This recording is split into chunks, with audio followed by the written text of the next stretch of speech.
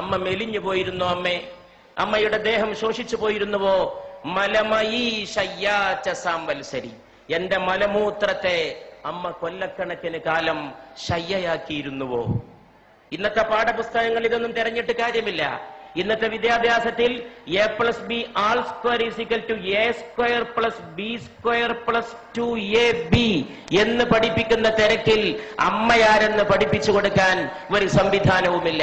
അതുകൊണ്ട് അമ്മയെ വീടുകളിൽ നിന്ന് ആട്ടിപ്പുറത്താക്കുന്നവരൊക്കെ വിവരമില്ലാത്തവരും വിദ്യാഭ്യാസമില്ലാത്തവരുമാണെന്ന് ധരിക്കണ്ട.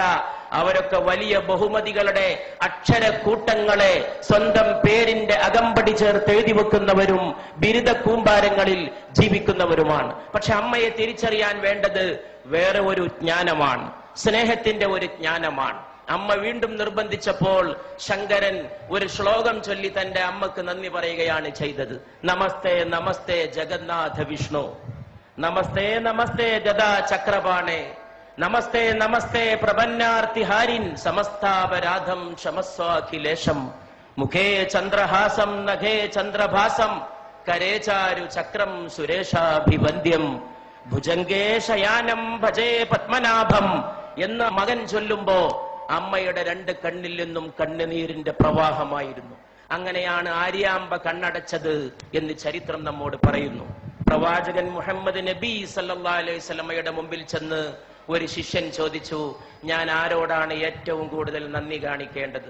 ദൈവദൂതനായ മുഹമ്മദ് നബി സല്ലല്ലാഹു അലൈഹി വസല്ലം മറുപടി പറഞ്ഞു, നിന്റെ മാതാവിനോട്. ചോദ്യകർത്താവ് ചോദിച്ചു, പിന്നെ ആരോട്? രണ്ടാമത്തെ ആൾ ആരാണെന്നാണ് ചോദ്യകർത്താവിന് അറിയേണ്ടത്. പക്ഷേ അവിടുന്ന് പറഞ്ഞു, നിന്റെ മാതാവിനോട്. പിന്നെ ആരോട് എന്ന് ചോദിച്ചപ്പോ വീണ്ടും പറഞ്ഞു, നിന്റെ മാതാവിനോട്. നാലാമതും ചോദ്യകർത്താവ് ആവർത്തിച്ചു, ഇനി ആരോടാണ് നന്ദി കാണിക്കേണ്ടത്? അപ്പോൾ പറഞ്ഞു, പിതാവിനോട് എന്ന്.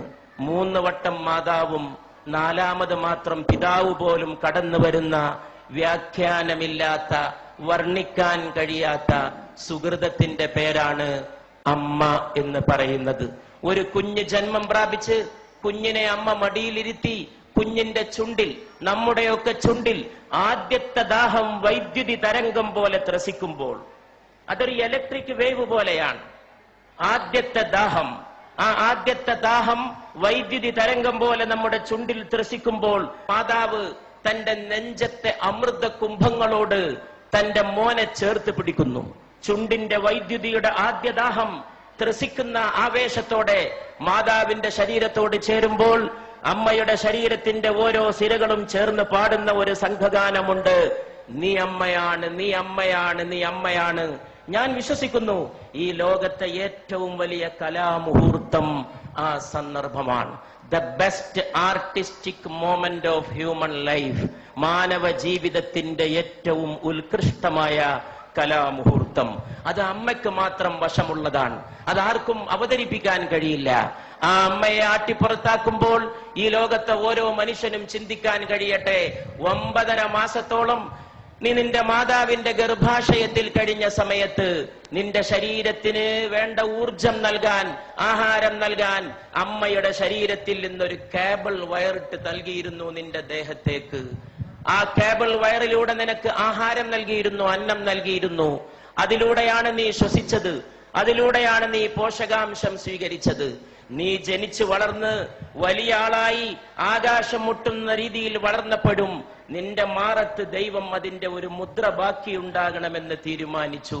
അതാണ് പൊക്കിൾ കുഴി. മാതാവിനെ ചവിട്ടാൻ കാലോങ്ങുന്നവന്റെ മാറത്തിരുന്ന് ഈ മുദ്ര തേങ്ങണം.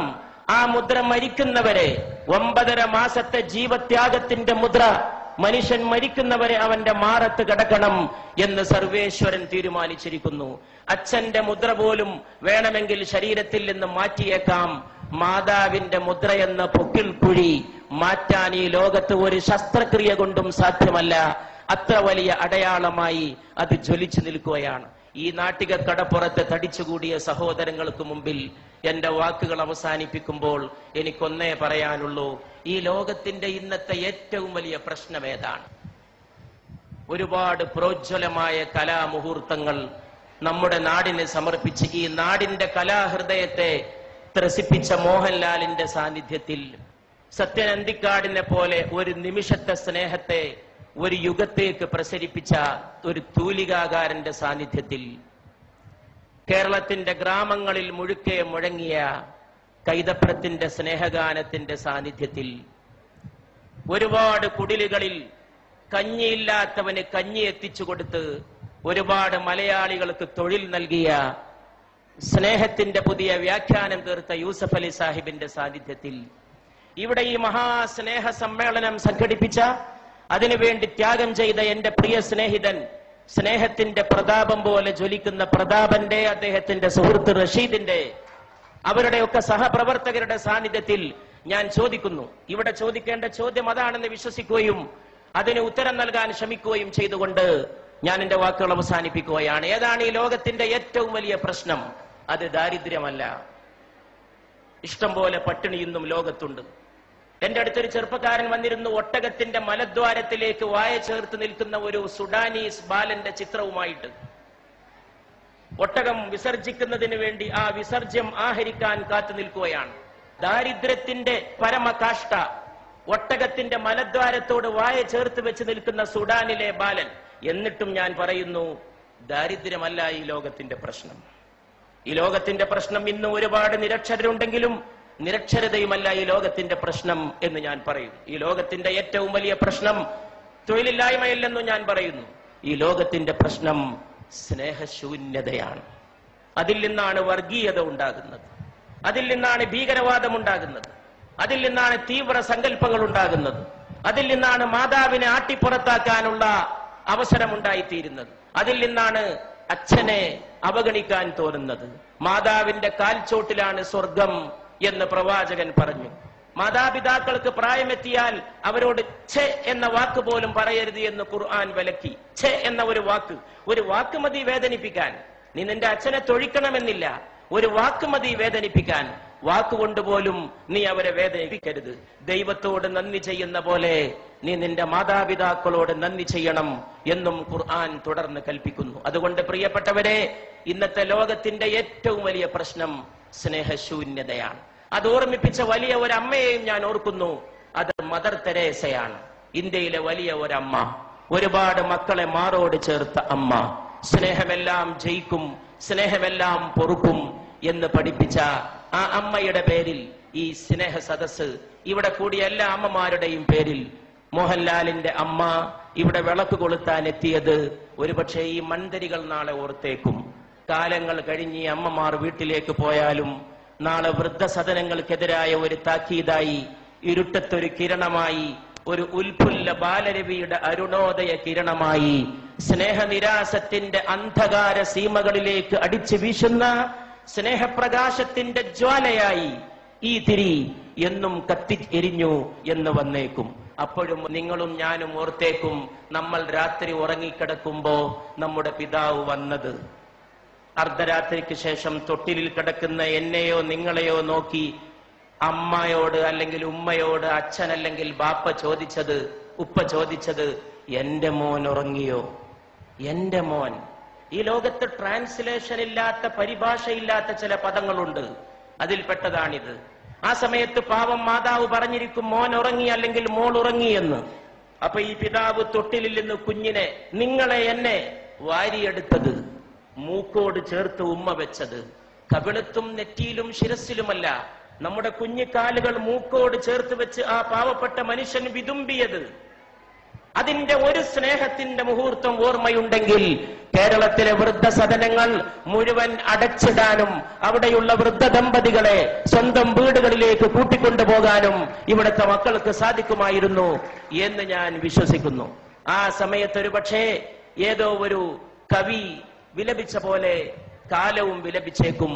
ഈ മഹത്തായ സദസ് ഞാനൊരു ഹിന്ദുസ്ഥാനി കവിയുടെ വാക്കുകളെ കൊണ്ട് ഉദ്ഘാടനം ചെയ്യുകയാണ്.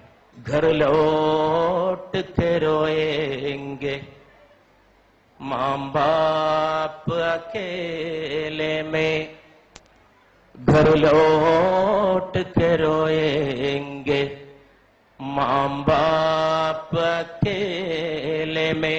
വീട്ടിൽ പോയിട്ട് അമ്മയും അച്ഛനും ഒറ്റക്ക് കരയും. ഘർ ലോട്ട് കെ റോയേംഗെ മാം ബാപ്പ് അക്കേലെ മേ. മിട്ടി കെ ഖിലോനെ ഭി സസ്തേ ന ഥേ മേലേ മേ. എന്തുകൊണ്ടാണ് വീട്ടിൽ പോയിട്ട് അച്ഛനും അമ്മയും ഒറ്റക്ക് കരയുന്നത്? മണ്ണുകൊണ്ടുണ്ടാക്കിയ കളിപ്പാട്ടത്തിന് പോലും ചന്തയിൽ നല്ല വിലയായിരുന്നു. ഈ കവി വാഴ്ത്തപ്പെടട്ടെ. മണ്ണുകൊണ്ടുണ്ടാക്കിയ കളിപ്പാട്ടത്തിന് പോലും ചന്തയിൽ നല്ല വിലയായിരുന്നു. മനുഷ്യരെ നിർമ്മിച്ചൊരുക്കുന്ന മാതാവിനും പിതാവിനും ഒരു വിലയുമില്ല. ആ കളിപ്പാട്ടത്തിന്റെ വിലയെങ്കിലും അമ്മയ്ക്കും അച്ഛനും തിരിച്ചേൽപ്പിക്കുന്ന മനോഹരമായ ഒരു പ്രഭാതത്തിന്റെ നാന്ദിയാകട്ടെ ഇന്നത്തെ വൈകുന്നേരത്തെ അസ്തമയ ശോഭ എന്ന പ്രാർത്ഥനയോടെ ഞാൻ എന്റെ വാക്കുകൾ അവസാനിപ്പിക്കുന്നു.